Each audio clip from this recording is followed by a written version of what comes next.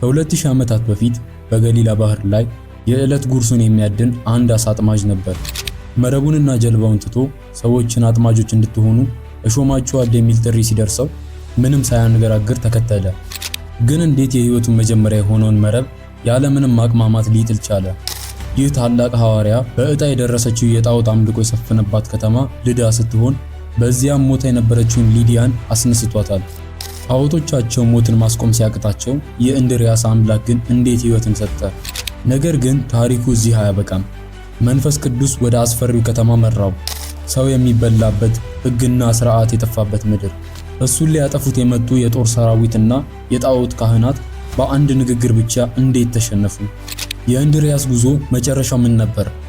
ይህ አሳ አጥማጅ እንዴት ዓለምን ሊለውጥ ቻለ? አብራችሁን ብትቆዩ የሐዋርያው የቅዱስ እንድርያስን ታሪክ በጥልቅ እንመለከታለን። ይህ የታላቁ ሐዋርያ የቅዱስ እንድርያስ ታሪክ ነው።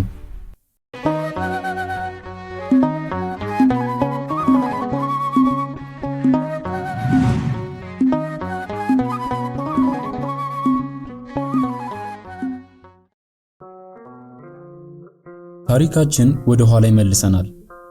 ዘመኑ ከ2000 ዓመታት በፊት ነው። ቦታው ሰሜናዊ እስራኤል የገሊላ ባህር ዳርቻ ነበር። እስኪ በምናባችን የዛን ዘመን ማለዳ እንሳለው። ፀሐይ ገና ከምስራቅ አድማስ ብቅ ስትል ወርቃማ ጨረሮች በሰማያዊው የገሊላ ባህር ላይ ሲያርፉ የሚፈጠረውን ብልጭታ እንመልከት። ነፋሱ የውሃውን እርጥበትና የባህሩን ጨው ሽታ አየር ይዞ ይነፍሳል። በዚህ ሰፊ የውሃ አካል ላይ ከወዲያ ወዲህ የሚሉ ትናንሽ ጀልባዎች ይታያሉ። ከነዚህ ጀልባዎች በአንዱ ላይ የቅዱስ ጴጥሮስ ወንድም የሆነው እንድርያስ አለ። እንድርያስ ስሙ እንደ ግብሩ ጽኑ፣ ብርቱ ወይም ጎልማሳ ማለት ነው። የዛን ቀን እንደ ማንኛውም ቀን ጡንቻዎቹ በሥራ ብዛት ተወጣጥረው ከወንድሙ ከስምዖን ጴጥሮስ ጋር ሆኖ መረቡን ወደ ጥልቁ ውሃ ይወረውራል። የውሃው ድምፅ፣ የመረቡ መዘርጋት፣ የጀልባዋ በውሃ ላይ መንሳፈፍ፣ ሁሉም ነገር የተለመደ የዕለት ተዕለት እንቅስቃሴ ነበር። የእነዚህ ሰዎች ዓላማ አሳ ማጥመድ፣ የዕለት ጉርሳቸውን ማግኘትና ወደ ቤታቸው መመለስ ብቻ ነበር። ዓለም ስለ እነሱ አያውቅም። እነሱም ከዚህ ባህር ወዲያ ስላለው ሰፊ ዓለም የሚያውቁት ነገር አልነበረም። ነገር ግን ያቺ ሰዓት የሕይወታቸው የመጨረሻዋ የአሳ አጥማጅነት ሰዓት ነበረች። በባህሩ ዳርቻ ሲመላለስ የነበረው የዓለም ብርሃን ጌታችን ኢየሱስ ክርስቶስ ወደ እነርሱ ተመለከተ። ድምፁ በውሃ ላይ ተንሳፎ መጣ። ከኋላዬ ተከተሉኝ፣ ሰዎችን አጥማጆች እንድትሆኑ አደርጋችኋለሁ አላቸው። ይህ ጥሪ ነፍስን የሚሰርጽ ልብን የሚከፍል ኃያል ቃል ነበር። እንድርያስ ይህንን ሲሰማ በእጁ የያዘውን መረብ ተመለከተ። ያ መረብ የሕይወቱ መተዳደሪያ፣ የአባቶቹ ቅርስ ነበር። ነገር ግን ጥሪው ከዚህ ሁሉ በላይ ነበር። ያለምንም ማቅማማት፣ ያለምንም ጥያቄ መረቡን ጣለ። ጀልባውን ተወ። ከውሃው ጠረን ወደ ዓለም ብርሃን፣ ከአሳ አጥማጅነት ወደ ሐዋርያነት ተሻገረ። ይህ የእንድርያስ የመጀመሪያው የጀግንነት እርምጃ ነበር። ከዓመታት በኋላ የክርስትና ብርሃን በኢየሩሳሌም ከበራ በኋላ ሐዋርያቱ ዓለምን ለመቀየር ተሰበሰቡ። ዓለም ሰፊ ናት፣ ጨለማውም በዛ ያለ ነው። እያንዳንዳቸው የት ሄደው ማስተማር እንዳለባቸው ዕጣ ተጣጣሉ። እስኪ በዛ በተቀደሰ ቤት ውስጥ የነበረውን ድባብ አስቡት። የጉጉትና የኃላፊነት ስሜት አየሩን ሞልቶታል። ዕጣው ሲወጣ ለቅዱስ እንድርያስ የደረሰችው ምድር ልዳ ትባል ነበር። ልዳ በኋላ ላይ የቅዱስ ጊዮርጊስ አገር በመባል የምትታወቅ ታሪካዊ ቦታ ነች። በዚያ ዘመን ግን ልዳ በጣዖት አምልኮ የተከበበች፣ የሰዎች ልቦና በድንጋይ ምስሎች የታወረባት ከተማ ነበረች። እንድርያስ ይህንን ከባድ ኃላፊነት ሲቀበል ፊቱ ላይ ፍርሃት አልነበረም። ነገር ግን ብቻውን አልሄደም። ከ72ቱ አርድእት መካከል አንዱ የሆነውን ድንቅ ድምፅ የነበረውን ፊሊሞናን አስከትሎ ጉዞውን ጀመረ። መንገዳቸው ቀላል አልነበረም። የሚያቃጥለውን በረሃ አቋርጠው አስቸጋሪውን የመሬት አቀማመጥ አልፈው ወደ ልዳ ከተማ መግቢያ ደረሱ። ከተማዋ በውጭ ውብ ትምሰል እንጂ በመንፈሳዊ ዓይን ሲያዩት በጨለማ የተዋጠች ነበረች። በየቦታው የጣዖታት ቤቶች ቆመዋል። የዕጣን ጭስ ይጨሳል። ሰዎች ለወርቅና ለብር ምስሎች ሲሰግዱ፣ ለሰው እጅ ሥራዎች ሲንበረከኩ ይታያል። እንድርያስ ይህንን ሲመለከት ልቡ በሐዘንና በቅናት ተቃጠለ። የፈጣሪ ክብር ለፍጡር ሲሰጥ ማየት ለእርሱ ሕመም ነበር። ወደ ከተማዋ መሃል ዘልቀው ገቡ። እንድሪያስ ስልቱን ቀየረ። በቀጥታ ወደ ቤተ ጣዖቱ አመራ። እዚያም ከደረሰ በኋላ ረዳቱ ፊሊሞናን በል ድምፅህን አሰማ አለው። ፊሊሞና ድምፃዊ ነበር። በዚያ በአረማውያን መሃል ቆመው ዝማሬ ሲጀምሩ የከተማው ሕዝብ ጆሮውን ፈለገ። እንዲህ ያለ ድምፅ፣ እንዲህ ያለ ጣዕም ያለው ቃል ከዚህ በፊት ሰምተው አያውቁም ነበር። ሕዝቡ እንደ ንብ መንጋ መሰብሰብ ጀመሩ። እንድሪያስም ጊዜው አሁን ነው አለ። በዚያ በተሰበሰበው ሕዝብ ፊት በጣዖቱ ቤተ መቅደስ ደጃፍ ላይ ቆሞ ድምፁን ከፍ አደረገ።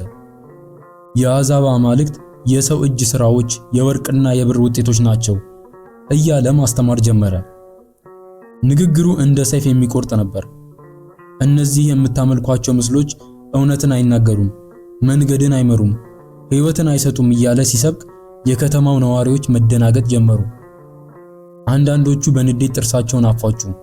አንዳንዶቹ ግን በውስጣቸው እውነት ቢሆንስ የሚል ጥያቄ ተፈጠረባቸው። የቃሉ ኃይል ከልባቸው ጋር ሲታገል ድባቡ ተቀየረ። በዚህ የውጥረት ሰዓት አንድ ድንገተኛ ክስተት ተፈጠረ። የከተማዋን ድባብ በሐዘን የሰበረ ዜና ተሰማ።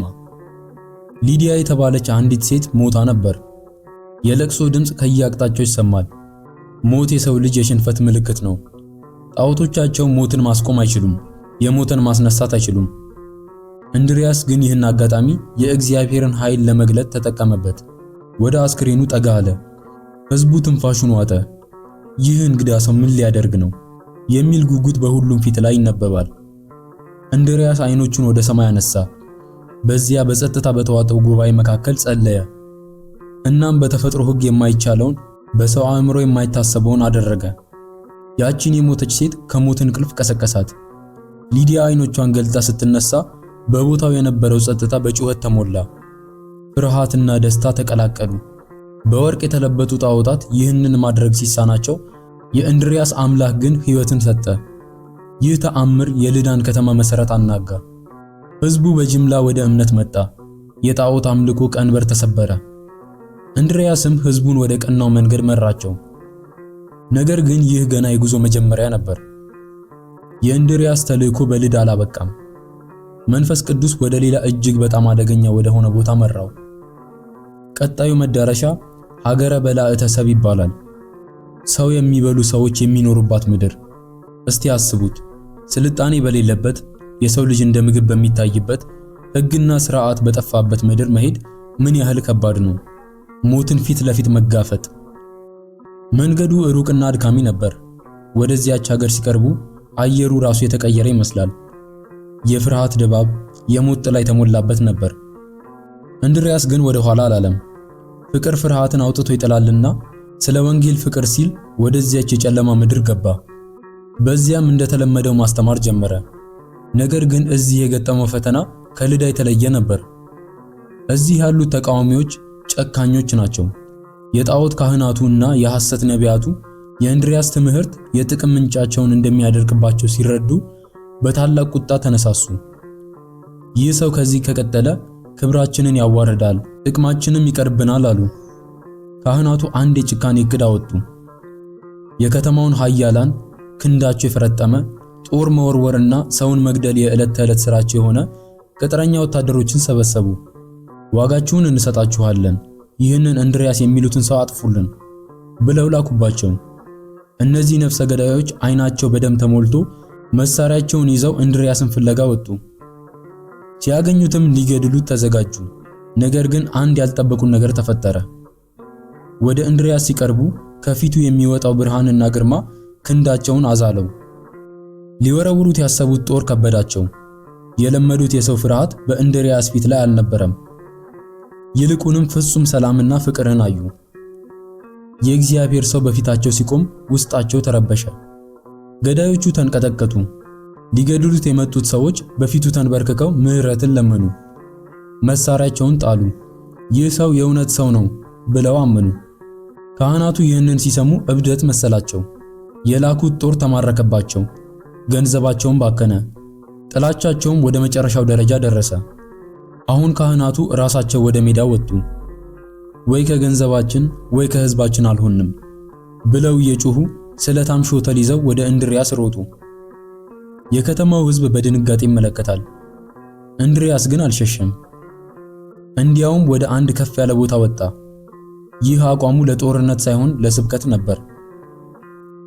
ከዚያ ከፍታ ላይ ሆኖ ወደ ካህናቱና ወደ ጣዖቶቻቸው እያመለከተ ለዘመናት ሲያስተጋባ የሚኖር ንግግር አደረገ። ድምፁ እንደ ነጎድጓድ ተሰማ። እዩዋቸው አለ እንድሪያስ እጁን ወደ ግዙፎቹ ምስል እየዘረጋ። እነዚህ አማልክት ብሏቸው የምትጠሯቸው የሰው እጅ ሥራዎች ናቸው። ዓይን አላቸው፣ ተቀርጸዋል፣ ተስለዋል፣ ነገር ግን ማየት አይችሉም። የፈጣሪን ብርሃንም ሆነ የሰውን እንባ ማየት የተሳናቸው ናቸው። ጆሮ አላቸው፣ ግን አይሰሙም። የጭንቀት ጩኸታችሁን አይሰሙም። አፍንጫ አላቸው፣ ነገር ግን የመስዋዕቱን መዓዛ አያሸቱም። እጅ አላቸው፣ ነገር ግን እናንተ መዳሰስም ሆነ ማዳን አይችሉም። እግር አላቸው፣ ነገር ግን ወደ እናንተ መምጣት አይችሉም። በጉሮሯቸውም አንዲት ቃል መተንፈስ አይችሉም ሲላቸው እያንዳንዱ ቃል እንደ መዶሻ የካህናቱን ልብ መታ። ደግሞም ቀጠለ፣ የሚሰሯቸውም የሚያምኑባቸውም ሁሉ እንደነሱ ይሆናሉ፣ ሕይወት አልባ። ከአንደበቱ የሚወጣው ቃል ጣዕም፣ የንግግሩ ኃይልና የእውነት ብርሃን የካህናቱን ጥላቻ አቀለጠው። በእጃቸው የያዙት ሾተል ከእጃቸው ተንሸራቶ ወደ መሬት ወደቀ። በዚያች ቅጽበትም የጥላቻ መንፈስ ተሸነፈ። ሊገድሉት የመጡት ካህናት በፊቱ ወደቁ። አምላክህ አምላካችን ነው አሉ። አገረ በላዕተ ሰብ ከሰው በላነት ወደ እግዚአብሔር አምላኪነት ተቀየረች። ነገር ግን የእያንዳንዱ ጀግና ጉዞ ፍጻሜ አለው። ዓለምን የዞረው ባህርን ያቋረጠው ሙታንን ያስነሳው እንድሪያስ እንደ መምህሩ እንደ ክርስቶስ በመስቀል ላይ ተሰቀለ። ነገር ግን የእንድሪያስ መስቀል ሽንፈት አልነበረም። በመስቀል ላይ ሆኖ እንኳን ስቃይ ውስጥ ሆኖም እንኳን ማስተማሩን አላቆመም ነበር። ሕይወቱ እስኪያልፍ ድረስ ስለ እውነት መሰከረ። የእርሱ መስቀል የሞት ምልክት ሳይሆን የክብር ዙፋን ሆነለት። ከገሊላ ባህር አሳ አጥማጅነት ተነስቶ በዓለም ዙሪያ ያሉትን የጨለማ ምሽጎች በብርሃን የሰበረው ይህ ሐዋርያ ጉዞውን በድል አጠናቀቀ። ዛሬ እኛ የምንኖረው እርሱና ወንድሞቹ በደማቸው ባቀኑት መንገድ ላይ ነው። የእንድሪያስ ታሪክ አንድ ሰው ለእውነት ከቆመ ዓለምን መቀየር እንደሚችል ሕያው ምስክር ነው። ይህ የቅዱስ እንድሪያስ ታሪክ ከዘመናት በፊት የተፈጸመ ቢሆንም መልእክቱ ዛሬም ለኛ ሕያው ነው። ጽናት፣ እምነትና ለእውነት መቆም የሰው ልጅን ታሪክ የሚቀይሩ ቁልፎች ናቸው። የእግዚአብሔር አብ ጸጋ፣ የእግዚአብሔር ወልድ ቸርነት፣ የእግዚአብሔር መንፈስ ቅዱስ አንድነት፣ የእመቤታችን የቅድስት ድንግል ማርያም አማላጅነት፣ የሐዋርያው የቅዱስ እንድሪያስ ረድኤትና በረከት ከሁላችን ጋር ጸንቶ ለዘላለም ይኑር። ወስብሐት ለእግዚአብሔር ወለወላዲቱ ድንግል ወለመስቀሉ ክቡር አሜን።